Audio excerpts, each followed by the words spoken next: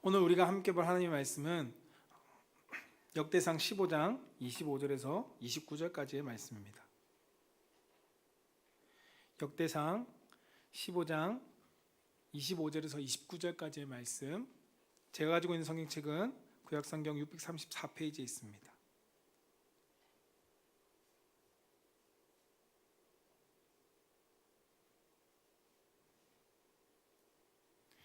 역대상 15장 25절에서 29절 말씀 한 절씩 우리 교독하겠습니다. 이에 다윗과 이스라엘 장로들과 천부장들이 가서 여호와의 언약궤를 즐거이 메고 오베데돔의 집에서 올라왔는데 하나님이 여호와의 언약궤를 맨 레위 사람을 도우셨으므로 무리가 소송아지 7마리와 순양 7마리로 제사를 드렸더라.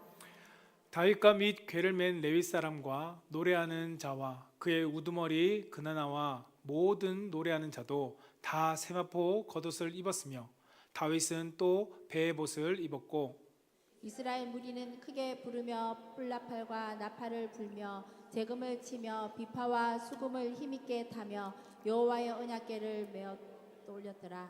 여호와의 언약궤가 다윗성으로 들어올 때에 사울의 딸 미갈이 창으로 내보다가 다윗 왕이 춤추며 뛰노는 것을 보고 그 마음에 업신 여겼더라. 아멘. 오늘 우리가 함께 본 하나님의 말씀은 역대상 15장 25절에서 29절까지의 말씀을 가지고 한번 따라해 봅시다. 예배할 준비가 되었습니까? 네, 예배할 준비가 되었습니까? 라는 말씀의 제목으로 선포되어질 때 이 질문에 우리 사랑하는 성도님들이 네, 자신 있게 이야기할 수 있는 성도가 되기를 주님의 이름으로 축복합니다. 저를 따라서 한번 고백해 봅시다. 하나님 사랑합니다. 하나님 감사합니다. 네, 이 고백이 우리의 신앙의 고백이 되기를 다시 한번 축복합니다. 오늘 말씀을 보면 오늘 말씀을 보기 전에 광야를 정복한 영적 거인이라는 책을 쓴 마크 에터벨이라는 목사님이 계십니다. 이분이 이 책에 자기의 목회 상황 속에 한 사건을 기록해 놓은 이야기가 있습니다. 그 이야기가 무엇이냐면 그가 이렇게 기록합니다. 몇 년 전에 우리 교회에 암으로 죽어가던 여성 한 분이 있었습니다. 그녀는 처음 암 진단을 받았을 때 자신이 걸을 수 있는 한 교회에 나올 것이라고 말했습니다. 그리고 그녀는 자신의 말을 지켰습니다. 나는 그녀의 삶이 거의 다해가던 어느 날에 그녀가 여위고 허약해진 몸으로 천천히 예배당 안으로 걸어오던 모습을 지금도 생생히 기억하고 있습니다. 그녀는 머리카락이 거의 다 빠진 상태였고 얼굴빛은 매우 창백해 보였습니다. 남편이 산소 마스크를 들고 그녀 옆에 함께 걷고 있었습니다. 그는 그녀를 맨 뒷자리에 조심스럽게 앉혀놓고 그녀는 예배를 드렸습니다. 하나님께 손을 들라는 가사의 찬양을 부르는 동안 그녀는 야윈 양손을 위로 들어 올렸고 나는 그 모습을 보면서 눈물을 흘려야 했습니다. 그녀는 힘없이 떨리는 손이었지만 계속해 들고 있었고 눈을 감고 약간의 미소를 띤 채 나지막하게 찬양을 불렀습니다. 그날 예배에는 2개의 설교가 있었습니다. 하나는 내가 단상에서 전한 설교였고 다른 하나는 맨 뒷자리에 앉았던 그녀가 한마디 말도 없이 행한 설교였습니다. 그리고 2 설교 중에 그녀의 것이 훨씬 더 강력했습니다 라고 책에 기록했습니다. 여러분은 어떤 예배를 드리고 계십니까? 오늘 이 여인처럼 하나님 앞에 예배를 드리고 있는가? 여러분 오늘 본 말씀, 오늘 제목을 가지고 여러분들 가운데 다시 한번 질문을 드리면 여러분 예배할 준비가 되어 있으십니까? 이 질문은 단순하게 우리가 예배 시간에 자리에 앉아 있는 것을 의미하는 것이 아닙니다. 하나님 앞에서 예배자로서 내가 서기 위해서 내 마음을 준비하고 예배 가운데 나아가고 있는가를 묻는 것입니다. 오늘 본문은 예배에 실패한 경험이 있었던 그 다윗이 예배에 회복된 이야기를 담고 있는 것이 본문 말씀의 내용입니다. 앞선 13장, 역대상 13장에는 다윗은 분명히 선한 의도로 좋은 마음을 가지고 하나님의 언약궤를 옮기려고 했습니다. 하지만 그가 하나님을 예배하기 위한 준비가 되어 있지 않을 때 하나님이 그에게 영광 대신 진노하는 것을 성경은 말씀을 통해서 우리 가운데 알려줍니다. 그 진노의 사건의 증표가 무엇이냐면 우사가 죽게 됩니다. 그 우사가 죽는 모습을 보고 다윗은 언약궤를 예루살렘 성으로 옮기는 것을 두려워하고 멈추게 됩니다. 여러분 한번 생각해 보십시오. 여러분들이 예배드리러 나왔는데 함께 예배드리고 있던 가족이 하나님의 진노로 인해서 즉사한다면 어떨까요? 여러분들이 헌금을 드리기 위해서 하나님께 드렸는데 아나니아와 삽비라처럼 하나님께서 그의 목숨을 거두어 가신다면 여러분 어떨 것 같습니까? 분명히 극단적인 예입니다. 그런데 이런 일을 보게 된다면 여러분은 어떨 것 같습니까? 아마도 다윗처럼 우리도 두려워할 겁니다. 예배를 멈추겠죠. 더 이상 예배를 드리지 못하겠죠. 그리고 그와 동시에 오늘 본문 제목과 같은 질문을 가지고 되새겨 볼 것입니다. 나는 과연 준비된 예배자일까? 내가 드리는 예배가 준비된 예배일까? 이 질문을 가지고 우리를 점검해 볼 수 있을 겁니다. 하나님은 준비되지 않은 예배를 기뻐하지 않으십니다. 말라기 1장 7절과 10절에 하나님은 이렇게 말씀하십니다. 함께 7절 말씀 읽어볼까요? 시작. 너희가 더러운 떡을 나의 제단에 드리고도 말하기를 우리가 어떻게 주를 더럽게 하였나이까 하는도다. 이는 너희가 여호와의 식탁은 경멸히 여길 것이라 말하기 때문이라. 아멘. 10절 말씀도 이어서 봅시다. 시작. 만군의 여호와가 이르노라 너희가 내 제단 위에 헛되이 불사르지 못하게 하기 위하여 너희 중에 성전 문을 닫을 자가 있었으면 좋겠도다. 내가 너희를 기뻐하지 아니하며 너희가 손으로 드리는 것을 받지도 아니하리라. 아멘. 여러분 이 상황을 떠올려 보십시오. 이들이 예배를 드리고 있습니다. 하나님의 전에 나와서 예물을 드리고 있습니다. 근데 하나님은 말씀하시기를 뭐라고요? 차라리 성전 문을 닫았으면 좋겠다. 준비되어 있지 않은 그 예배가 하나님 앞에서는 무가치하다는 것을 성경은 우리 가운데 알게 합니다. 레위기 10장 1절에서 2절은 나답과 아비후가 하나님의 제단 앞에 하나님의 그 향단 앞에 그가 불을 태워 향을 드리는 내용이 담고 있습니다. 근데 이들은 제사장이었지만 하나님께서 명령하지 않은 불을 드림으로써 그들의 생명이 죽음에 이르게 됩니다. 제사장이라 할지라도 결코 예외가 되지 않는다는 것을 성경은 우리 가운데 말씀해 주고 있습니다. 이것이 결코 구약의 이야기로 끝나는 것일까요? 신약에 보면 마태복음 22장 11절에서 13절에 혼인잔치에 대한 임금의 비유를 가지고 예수님께서 말씀하신 내용에도 등장합니다.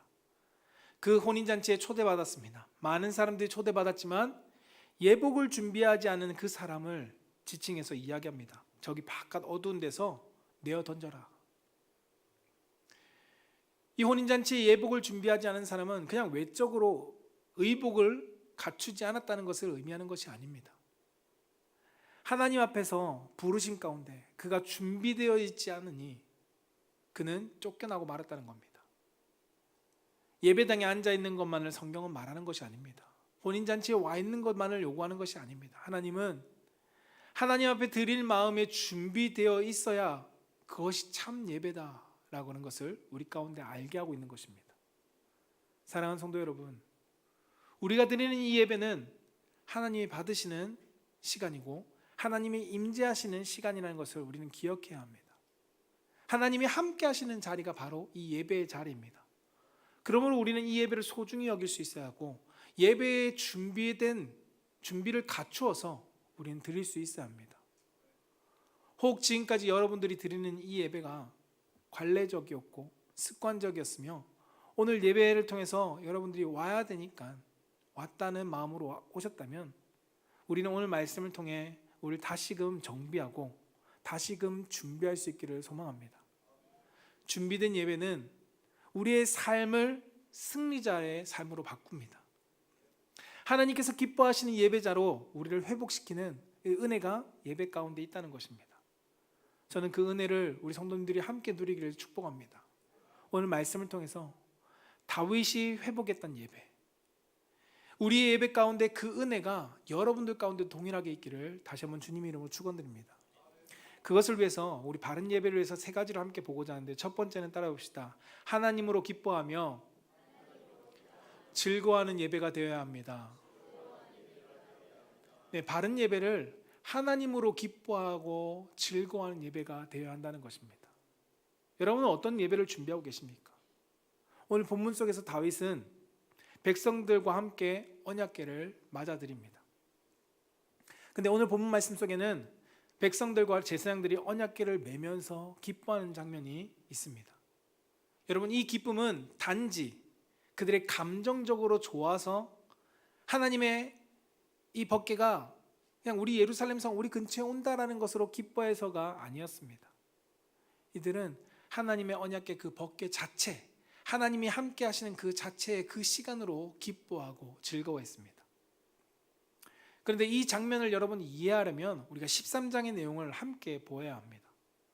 15장의 예배가 하나님께서 받으시는 예배였다면 13장의 예배는 하나님의 진노를 받는 예배였습니다. 그런데 이 두 예배의 현장 속에는 둘 다 기쁨이 있었습니다.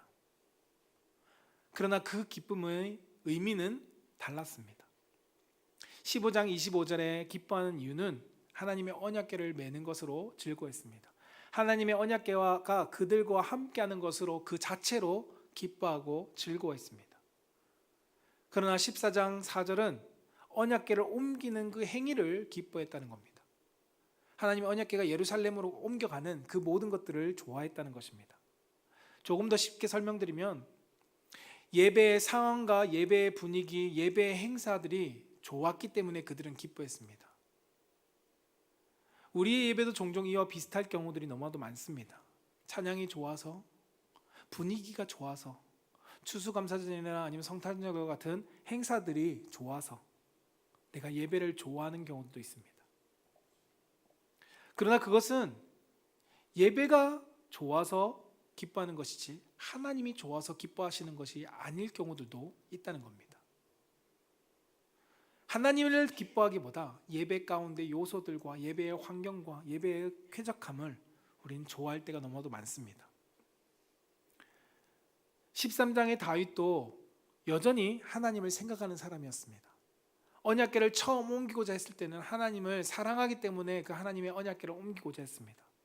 그러나 다윗은 이 예배 가운데 언약궤를 옮기는 것을 기뻐하는 가운데 준비하지 못한 것들이 있다는 것입니다. 15장과의 차이점은 무엇이냐면 예배의 대상이 하나님이라는 것을 그가 잊고 있었습니다. 이 언약궤를 옮기는 과정과 행사들을 너무나도 좋아하고 흡족해 했지 하나님 그분 자체로 그 예배를 기뻐하지 못했다는 겁니다. 그 결과가 어땠을까요? 죽음과 살림으로 나뉘어졌습니다. 여러분, 우리가 기독교 웨스트민스터 소요리 문답 1문답에 그 답을 이렇게 이야기합니다. 사람이 첫째 되는 목적은 무엇인가? 그것은 하나님을 영화롭게 하는 것이고 영원토록 그를 즐거워하는 것이다. 하나님 자체를 즐거워하는 것입니다. 그것이 우리의 목적입니다. 하나님 그분으로 말미암아 그분 자체를 우리는 기뻐할 수 있어야 한다는 것입니다. 예배는 바로 이것입니다. 결국 하나님을 즐거워하는 것이 예배고 삶이 되어야 하는 것입니다. 하박국 선지자도 동일하게 고백하죠. 하박국 3장 18절에 나는 여호와로 말미암아 즐거워하며 나의 구원의 하나님으로 말미암아 기뻐한다.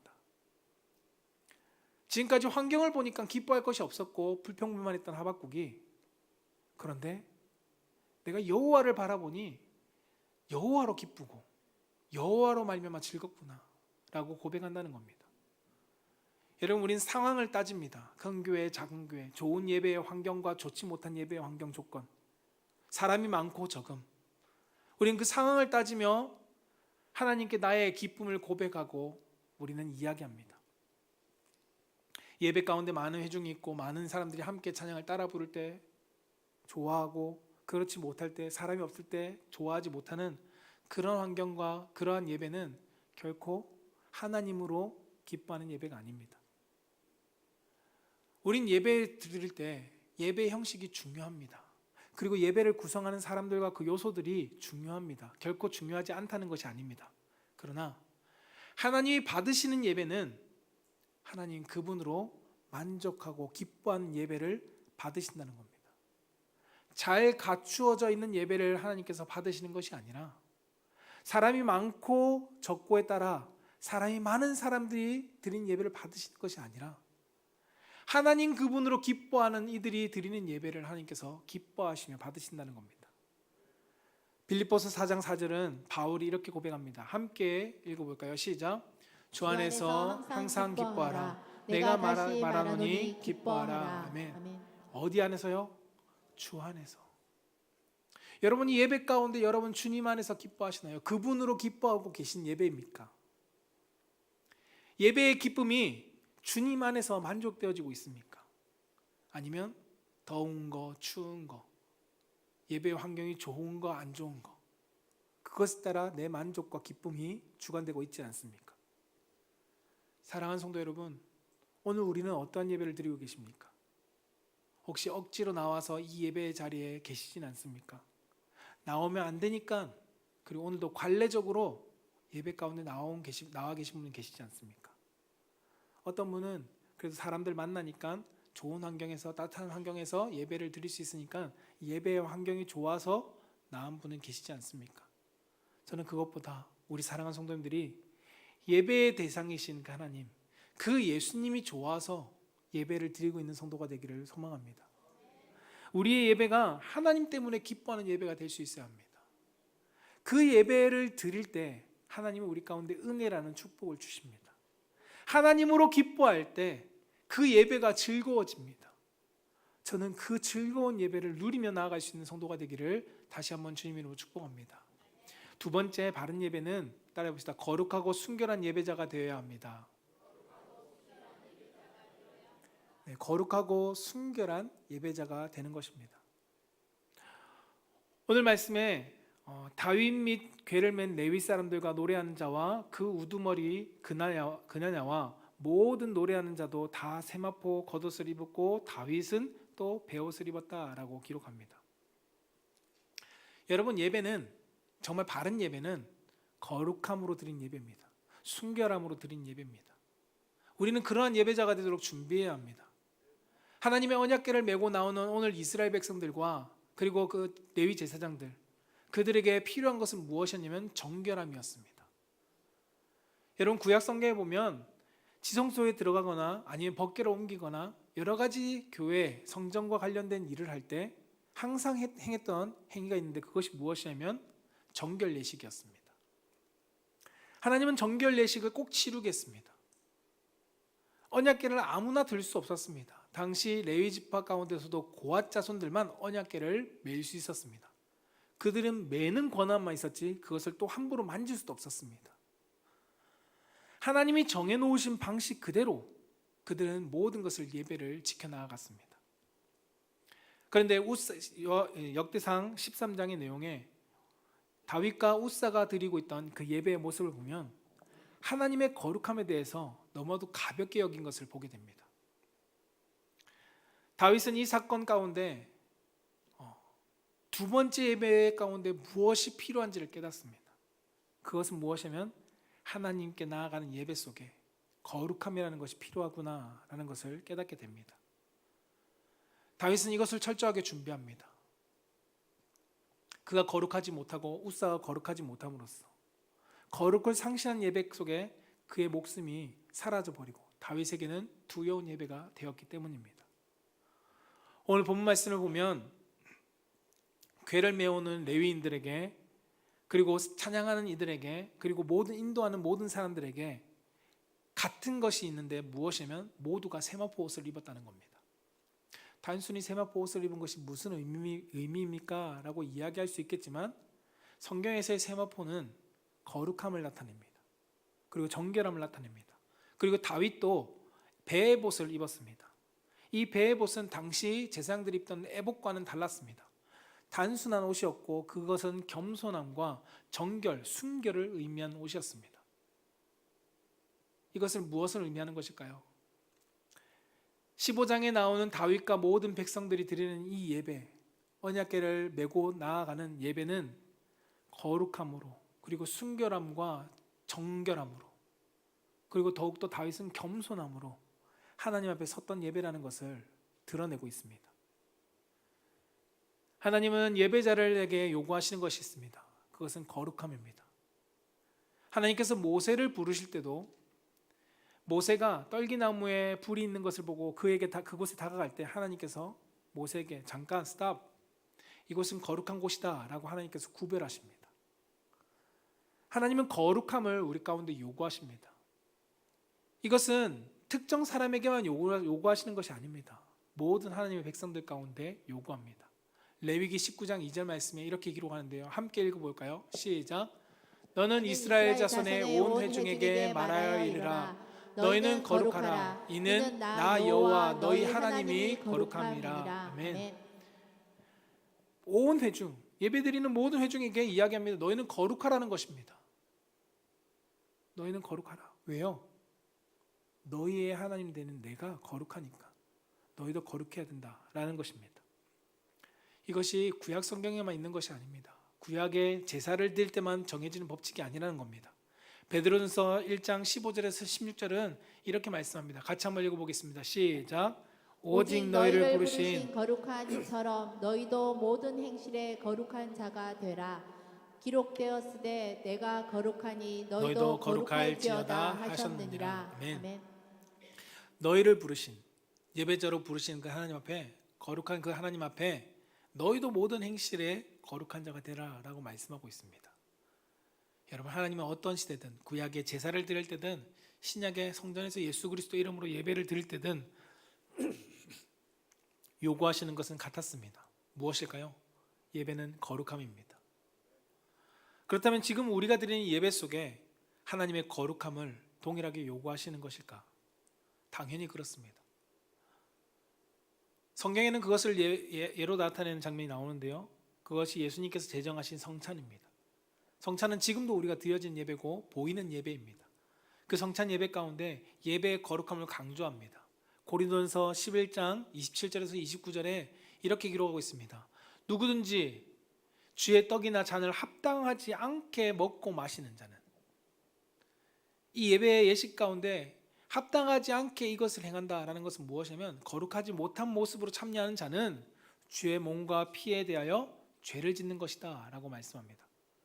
그리고 28절에 사람이 자기를 살피고 그 후에야 이 떡을 먹고 이 잔을 마실지라 라고 말합니다. 우리는 이 예배 가운데 거룩함으로 준비되었는가 라는 것을 살펴야 합니다. 그리고 29절에는 주의 몸을 분별하지 못하고, 하나님의 예수 그리스도의 거룩한 몸을 분별하지 못하고 먹고 마시는 자는 자기의 죄를 먹고 마시는 것이다 라고 말씀합니다. 예배 가운데 거룩함으로 함께하지 못하는 예배는 죄다 라고 말씀하고 있습니다. 예배자는 항상 자기 자신을 살필 수 있어야 합니다. 내 마음을 분별할 수 있어야 합니다. 거룩한 상태로 하나님을 앞에 나아가도록 우리는 준비되어져야 합니다. 사랑하는 성도 여러분, 우리는 예배를 어떻게 준비하고 있습니까? 여러분, 오늘 이 예배를 어떠한 마음을 가지고 나오셨습니까? 지난주에 나온 예배와 동일하게, 아니면 일요일이니까, 아니면 안 가면 안 되니까, 혹시나 그런 마음으로 가지고 오신 분이 계시지 않습니까? 예배를 드리기 위해서 우리 자신을 얼마나 거룩하게 준비하고 오셨습니까? 하물며 와서 하나님을 예배하는 가운데, 예배를 시작하기 전에 나는 얼마나 기도로 하나님의 죄악된 것들을 회개하며 준비하셨습니까? 여러분, 단지 거룩하려고 노력하는 것이 아닙니다. 우리 자신이 실제로 거룩한 예배자로 준비되어져야 합니다. 예배를 드리는 것으로 만족해서는 안 된다는 것입니다. 하나님은 우리가 드리는 예배가 거룩한 예배가 되기를 원하십니다. 여러분, 성경은 이 거룩함에 대해서 준비할 수 있는 방법들을 다양하게 이야기하고 있습니다. 많은 것 중에 제가 3가지를 추리면 이렇습니다. 히브리서 10장 10절은 그리스도를 통해서 우리가 거룩하여질 수 있다라고 말씀합니다. 예수 그리스도로 말미암아. 요한복음 17장 17절은 진리의 말씀으로 우리가 거룩해진다라고 가르쳐주고 있습니다. 그리고 갈라디아서 5장 16절은 성령의 도우심으로 우리가 거룩한 삶을 살아낼 수 있다라고 우리 가운데 말씀합니다. 여러분, 중요한 사실은 무엇일까요?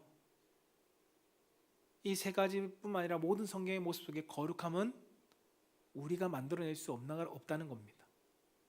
스스로 거룩해질 수 없음을 성경 우리 가운데 알려줍니다. 그래서 그리스도가 필요하고, 그리스도 복음이 필요하고, 그래서 성경이 필요하다는 것입니다. 여러분, 우리 예배 자리에 갈 때마다 예수님께 나아가야 됩니다. 예수 그리스도를 통해서 하나님을 예배하는 자로 나아갈 수 있어야 합니다.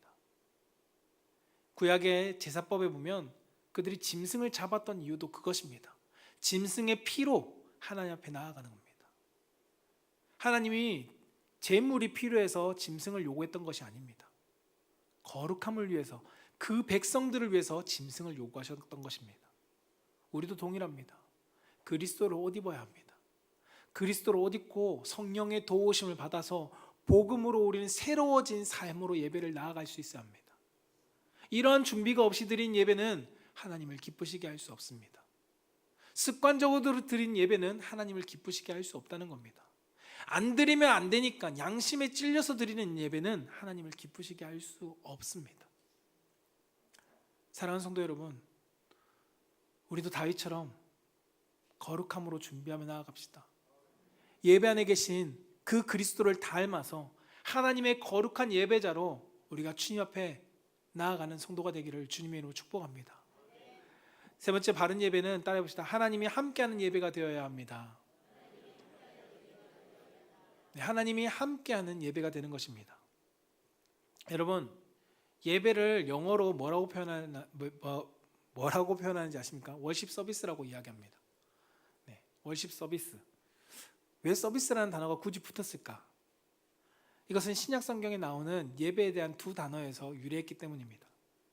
예배의 두 단어는 하나는 라트레이아라는 단어이고, 그리고 두 번째 단어는 레이투르케오라는 단어입니다. 이 두 단어가 주는 의미는 무엇이냐면 봉사라는 의미를 담고 있고 섬기다라는 의미를 담고 있습니다. 그래서 예배를 하나님을 섬기고 하나님께 봉사하는 것이다 라고 얘기해서 월십 서비스라고 이야기합니다. 예배를 하나님을 향한 우리의 봉사의 행위로서 성경은 표현합니다. 그런데 오늘 본문 말씀 속에는 그것과 함께 더 중요한 것을 함께 이야기하고 있습니다. 예배가 단지 하나님께 우리의 서비스하는 행위가 아니라, 이것으로 멈춰 있는 것이 아니라 예배는 하나님과 함께하는 것임을 성경 우리 가운데 알려준다는 것입니다. 진짜 바른 예배는 내가 얼마나 잘 드렸는가, 잘 서비스했는가, 상대방이 얼마나 만족했는가가 아닙니다. 내가 얼마나 하나님과 함께하면서 그분을 막 흡족시켰는가, 내가 얼마나 하나님과 예배 가운데 함께하면서 하나님 앞에 내가 나아갔는가, 그것이 너무나도 중요하다는 것입니다. 오늘 다윗과 이스라엘 백성들, 그 백성들이 하나님은 그들과 함께하시고 도우시는 분이라는 것을 그들은 경험하고 느꼈습니다. 그들은 그 예배 속에서 예배를 드릴 때마다 하나님과 함께할 준비를 가지고 나아갔습니다. 여러분, 우리의 예배는 어떤가요? 하나님 앞에 내가 드려야 되니까 한 주간 주신 게 많아서 내가 헌금을 드리고, 하나님께 그냥 감사한 것이 많아서 하나님께 드리고, 그러한 그냥 드린다는 의미 속에서만 예배를 드리고 있는지. 여러분, 요한복음 4장에 보면 사마리아 여인과 예수님께서 예배에 대하여 이야기하신 장면이 나옵니다. 그 장면 속에 여자는 계속 예수님께 묻는 것은 무엇이냐면, 예배의 시간은 언제입니까? 예배의 장소는 무엇입니까? 우리는 언제 예배를 드립니까? 라는 것을 가지고 묻습니다. 그러나 예수님께서는 말씀하시는 건 하나님께서 찾으시고 하나님께서 함께 하시고 하나님께서 도우시는 것이다 라고 하는 것을 예배를 통해 강조하고 있습니다. 요한복음 4장 23절 24절 말씀을 같이 한번 볼까요? 시작.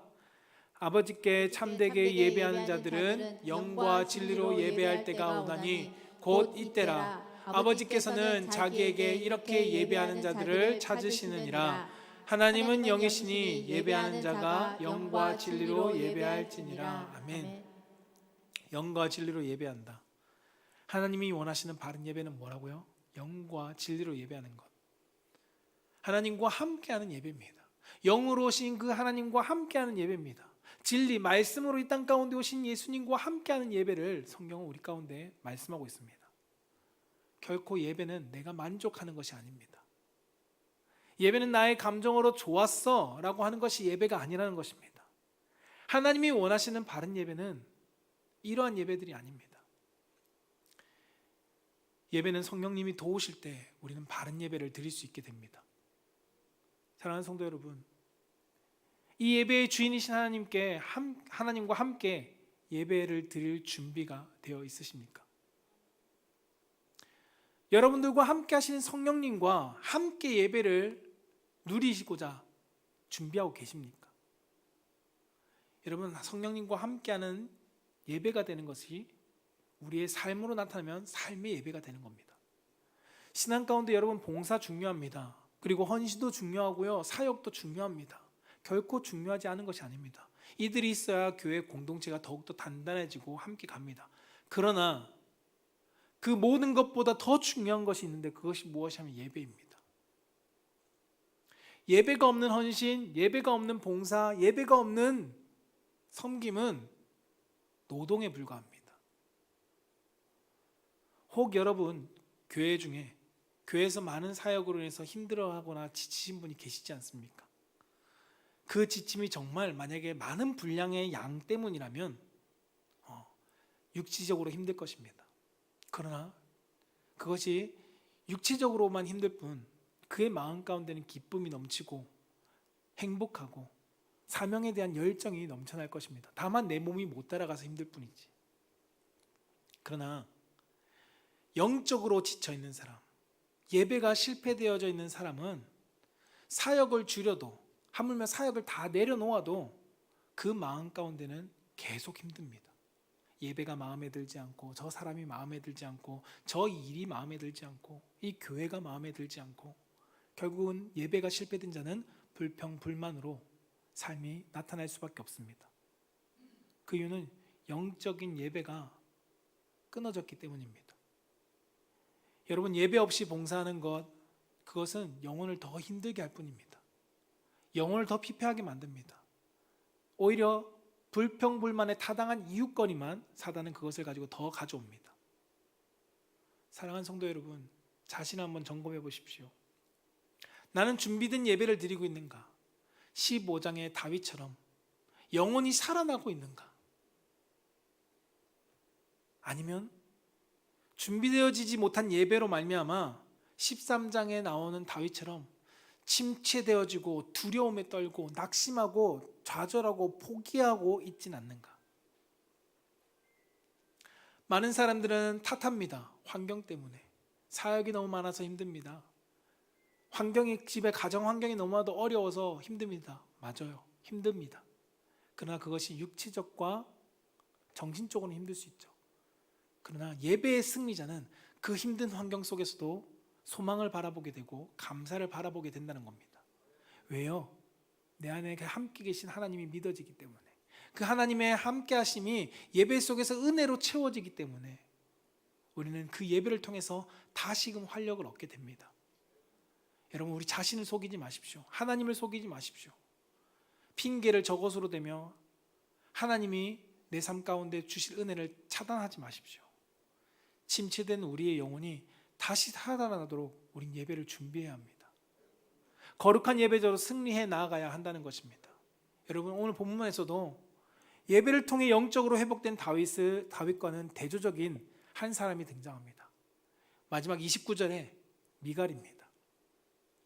그는 다윗의 예배를 업신여겼다라고 성경은 표현합니다.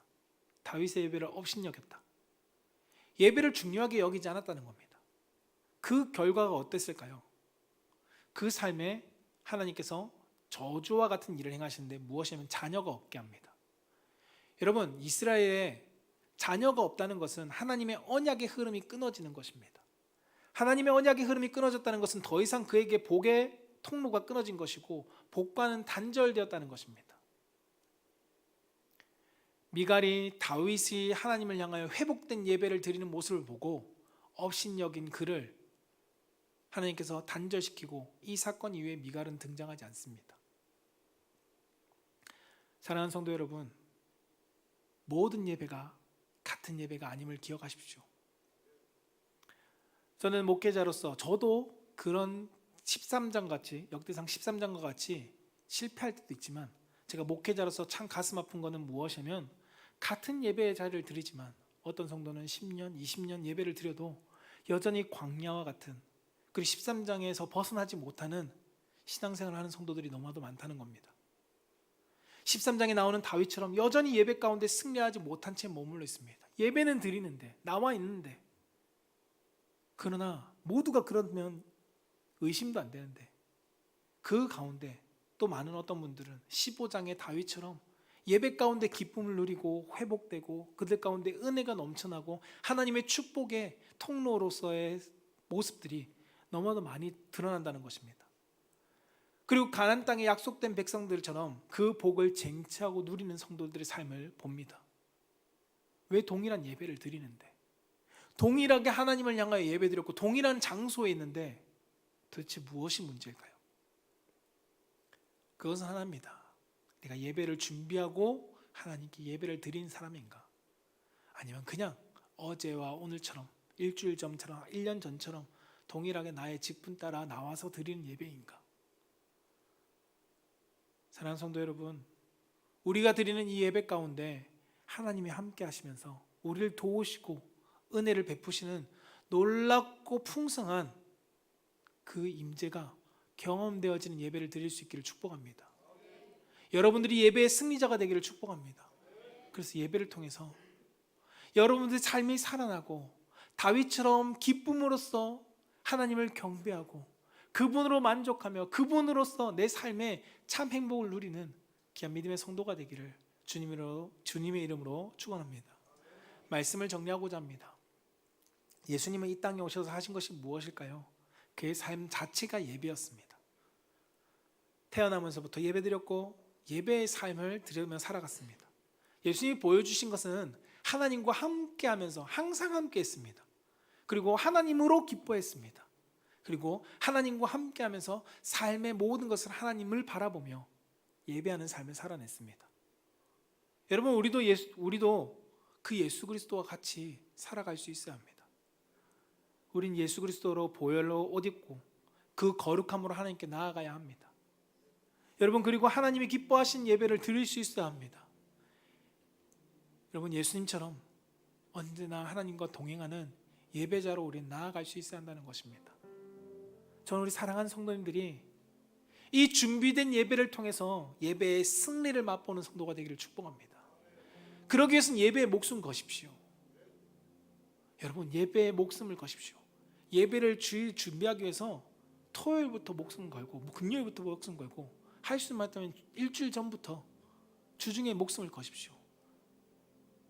토요일날 실컷 놀고 밤새도록 놀고 다크서클 내려온 상태로 예배 오는 게 아니라 정말 예배에 내 삶에 준비되어짐으로써 하나님을 향하여 내가 온전히 나아갈 때 그 예배 속에서 주님을 만나고 회복되어지고 그분과 함께하며 그분의 은혜 안에서 삶의 기쁨과 예배의 감격을 경험하고 드러낼 수 있는 우리 귀한 믿음의 성도님 되시기를 주님의 이름으로 축복합니다.